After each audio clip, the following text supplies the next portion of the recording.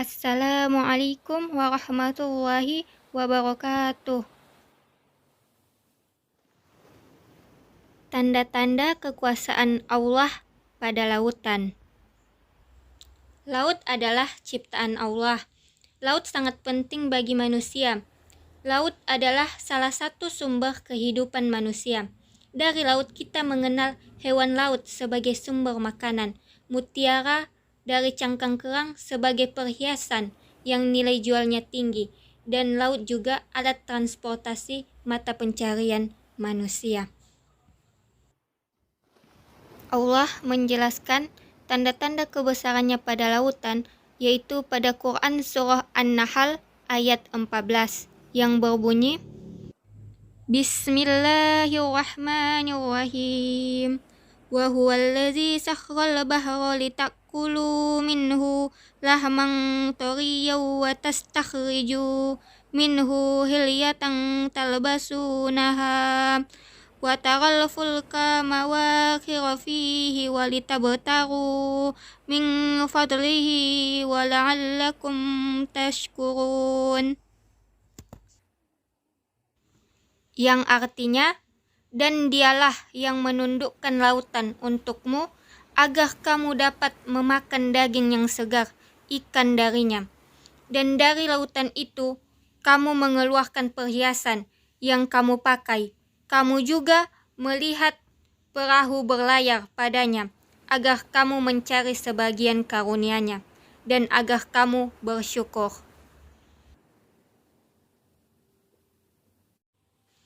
Dari ayat ini dapat kita jelaskan bahwa Allah menundukkan segala yang ada di lautan bagi manusia agar mereka menggunakannya sebaik mungkin. Allah telah menundukkan lautan bagi manusia sehingga mereka dapat mengarunginya. Allah juga telah menciptakan ikan dan menghalalkannya untuk dimakan hamba-hambanya. Allah menciptakan mutiara dari kerang sebagai perhiasan yang berharga, agar manusia dapat memproduksi mutiara yang keluar dari cangkang kerang sebagai perhiasan dan memiliki nilai jual yang tinggi. Allah menundukkan laut untuk mengangkut kapal-kapal atau alat transportasi bagi manusia. Laut adalah salah satu bentuk nikmat yang diberikan Allah kepada kita. Tujuan penciptaan laut bagi kita adalah agar kita manusia menggunakan hasil laut untuk dikonsumsi dan untuk memproduksi perhiasan seperti mutiara yang dapat dijual. Laut juga sebagai sarana transportasi dengan adanya perdagangan di laut menggunakan kapal, dan dengan adanya perahu yang digunakan nelayan untuk mencari nafkah. Oleh karena itu, kita harus bersyukur atas nikmat yang telah diberikan oleh Allah kepada kita. Salah satu bentuk syukur atas nikmat laut yang telah diberi oleh Allah yaitu dengan memanfaatkan laut sesuai pada tempatnya, menjaga kelestarian laut dan tidak merusak atau mencemari laut. Baiklah, sekian penjelasan dari materi saya tentang tanda-tanda kekuasaan Allah pada lautan. Jika ada kekurangan, kepada Allah Sang Pengampun saya mohon ampun, dan kepada kita semua saya minta maaf. Syukran. Wassalamualaikum warahmatullahi wabarakatuh.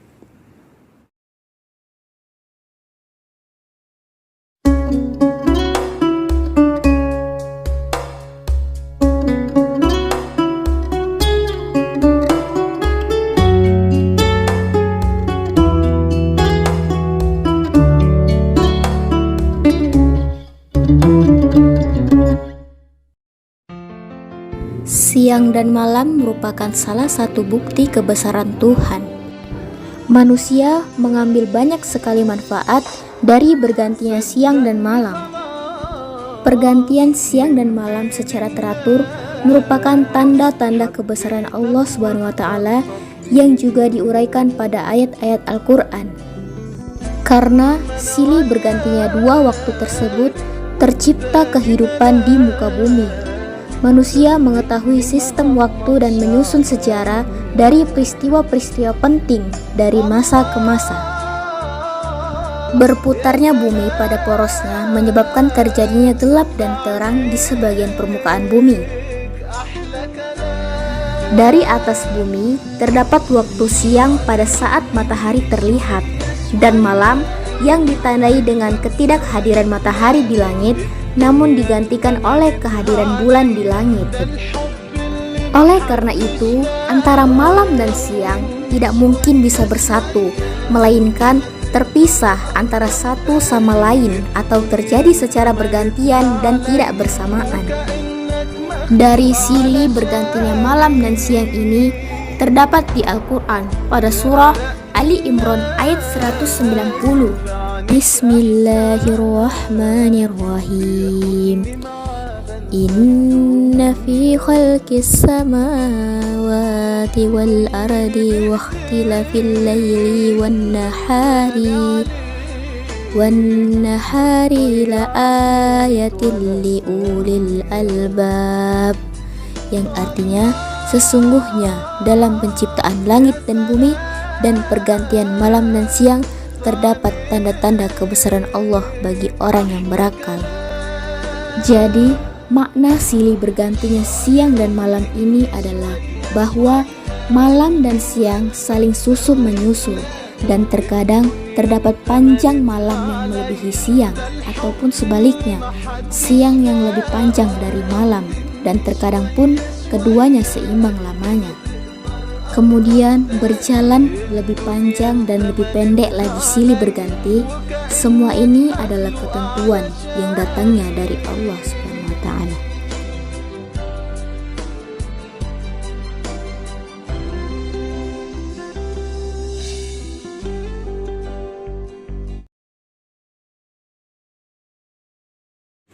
Assalamualaikum warahmatullahi wabarakatuh. Perkenalkan, nama saya Naila Audi Fauta Suhud. Saya dari PGMI 1 semester 1. Pada kesempatan kali ini, saya akan menjelaskan tentang tanda-tanda kekuasaan Allah Subhanahu wa Ta'ala terhadap hewan kucing. Mari kita simak video selanjutnya. Salah satu contoh tanda-tanda kekuasaan Allah Subhanahu wa Ta'ala yaitu hewan kucing. Kucing merupakan salah satu hewan yang disukai oleh banyak orang. Namun, sebagian orang juga merasa geli dengan hewan berbulu itu. Namun dalam Islam, kucing termasuk hewan yang istimewa. Nabi Muhammad SAW bahkan memiliki kucing yang sangat disayangi, yang bernama Muezzah.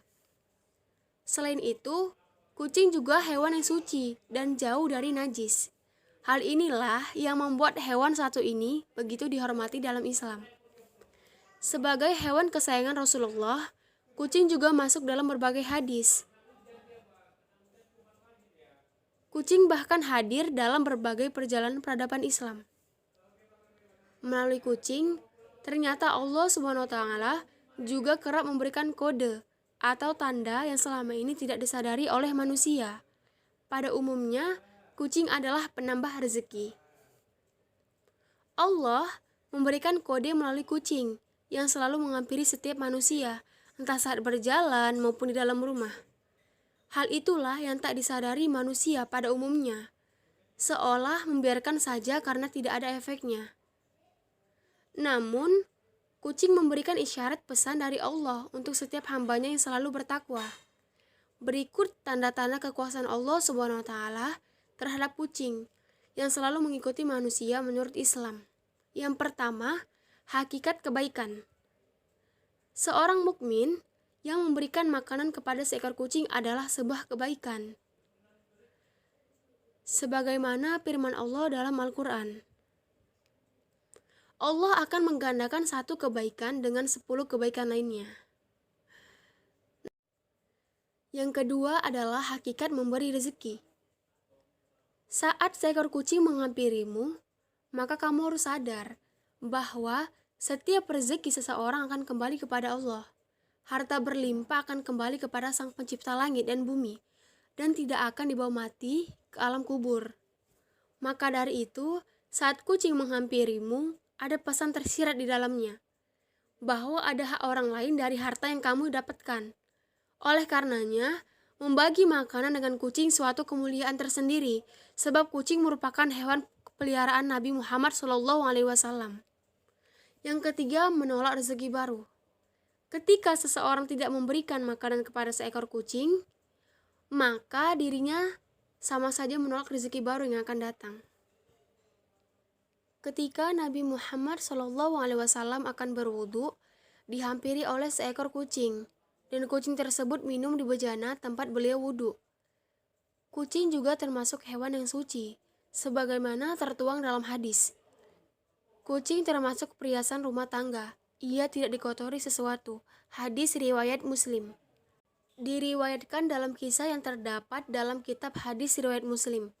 Suatu hari, ketika Nabi hendak mengambil jubahnya, beliau menemui Muezah yang sedang tertidur lelap di jubahnya.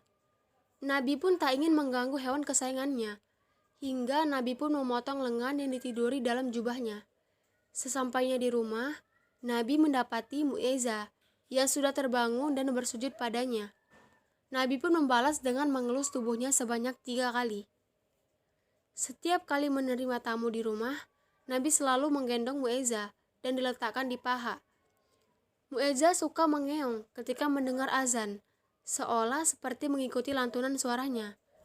Kepada sahabatnya, beliau berpesan agar menyayangi kucing peliharaan, layaknya menyayangi keluarga sendiri, sebab ada pahala memelihara kucing yang diberikan Allah Subhanahu wa Ta'ala.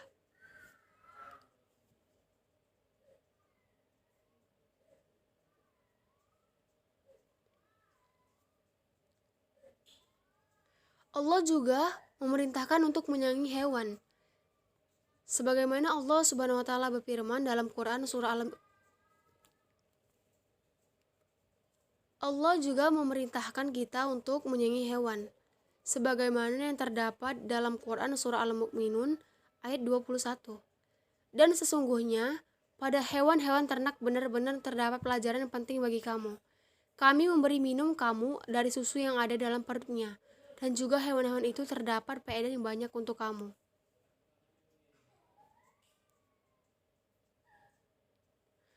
Dari firman Allah tersebut dijelaskan bahwa Allah menciptakan hewan untuk berdampingan satu sama lain, tidak untuk disakiti. Allah memperbolehkan mengambil manfaat dari binatang dengan cara yang sesuai syariat Islam, tidak dengan cara yang menyakiti. Begitu pula halnya dengan kucing. Kucing boleh dipelihara sebagai penyenang dalam rumah tangga atau sebagai hiburan. Mengenai menjaga dan menyayangi kucing tercantum juga dalam hadis yang diriwayatkan oleh Imam Bukhari yang bunyinya sebagai berikut. Barang siapa menyayangi meskipun terhadap hewan sembelihan, niscaya Allah akan merahmatinya pada hari kiamat. Seperti yang sudah saya jelaskan tadi, itu merupakan salah satu contoh dari tanda-tanda kekuasaan Allah Subhanahu wa Ta'ala terhadap hewan kucing. Hanya itu yang bisa saya sampaikan, lebih dan kurangnya saya mohon maaf. Wassalamualaikum warahmatullahi wabarakatuh. Assalamualaikum warahmatullahi wabarakatuh. Perkenalkan, saya Anggun Bella Puspita dari kelas PGNI 1. Saya ingin menjelaskan kekuasaan yang ada pada tumbuh-tumbuhan. Tumbuhan yang ada di muka bumi ini jumlahnya sangat banyak, tidak dapat terhitung oleh manusia. Adanya tumbuhan tersebut tentu memberikan fungsi dan manfaat yang sangat penting, baik untuk lingkungan maupun makhluk hidup lainnya. Dijelaskan bahwa tumbuhan berfungsi sebagai sumber makanan. Hal ini diterangkan dalam kitab suci Al-Quran surah Abasa ayat 24-32 yang berbunyi, A'udzubillahi minasyaitonirrajim. Bismillahirrahmanirrahim. Falyajril insanu ila ta'ami anna sababna ma'a sabba summa syaqaqnal arda syaqqa fa'ambatna fiha habba وعنبا وقضبا وزيتونا ونخلا وحدائق غلبا وفاكهة وأبا متاعا لكم ولأنعامكم, yang artinya, maka hendaklah manusia itu memperhatikan makanannya. Sesungguhnya kami benar-benar telah mencurahkan air dari langit. Kemudian kami belah bumi dengan sebaik-baiknya. Lalu kami tumbuhkan biji-bijian di bumi itu, anggur dan sayur-sayuran, zaitun dan kurma, kebun-kebun yang lebat dan buah-buahan serta rumput-rumputan untuk kesenanganmu dan untuk binatang-binatang ternakmu. Quran Surah Abasa 24-32. 10 ayat tersebut mengungkapkan jenis makanan yang disediakan untuk makhluk hidup di bumi. Ada beberapa fase yang dilalui sampai akhirnya manusia memperoleh makanan yang membuat keduanya hidup dan tumbuh. Sekian, hanya itu saja yang dapat saya jelaskan. Bila ada kata-kata salah, saya mohon maaf, dan kepada Allah saya mohon ampun. Wabillahi taufiq wal hidayah. Wassalamualaikum warahmatullahi wabarakatuh. Assalamualaikum warahmatullahi wabarakatuh. Sahabat beriman, sebelum saya memulai penelitian ini, saya ingin memperkenalkan diri. Nama Sastri Dadillah Siregar, saya berasal dari Fakultas Ilmu Tarbiyah dan Keguruan dari Universitas Islam Negeri Sumatera Utara Medan dengan prodi PGMI.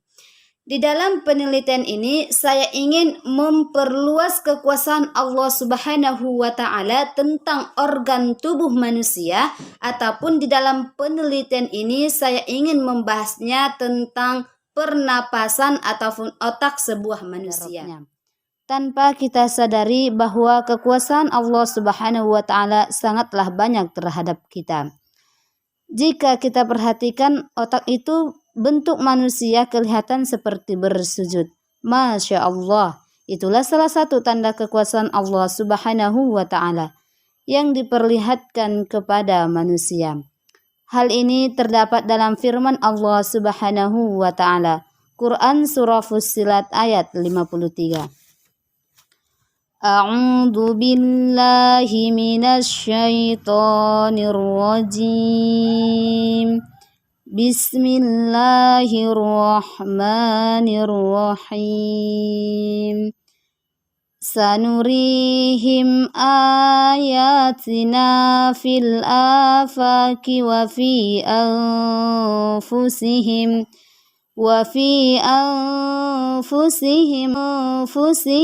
hatta yatabayyana lahum annahul haqqu awalam yakfi bi rabbik annahu ala kulli syai'in syahid. Kami akan memperlihatkan kepada mereka tanda-tanda kebesaran kami di segenap penjuru dan pada diri mereka sendiri, sehingga jelaslah bagi mereka bahwa Al-Quran itu adalah benar. Jika cukuplah bagi kamu, maka Tuhanmu menjadi saksi atas segala sesuatu. Firman ini terdapat dalam Quran Surah Fussilat ayat 53. Inilah tanda-tanda kekuasaan Allah Subhanahu wa Ta'ala yang berada pada diri kita.